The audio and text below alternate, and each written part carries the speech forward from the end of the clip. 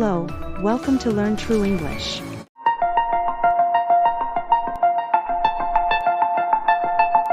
What are the benefits of reading a newspaper and magazine? Newspapers and magazines can broaden your mind about thousands of things without the need to travel. How often do you read it?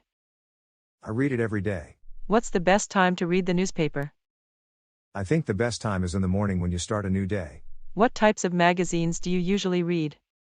I usually read politics and fashion magazines.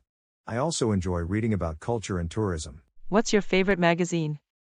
My favorite is the New York Times, which writes about all sorts of things: business, sports, movies, travel, books, jobs, education, and real estate. How much does it cost you to buy newspaper per month? I only buy a monthly newspaper, so it doesn't cost much money. Around $5 per month. What is the most popular magazine in your country? I think it would be Forbes magazine, a leading source for reliable business news and financial information. With the popularity of internet, do you think newspapers and magazines will disappear? Yes, unfortunately it's just a matter of time.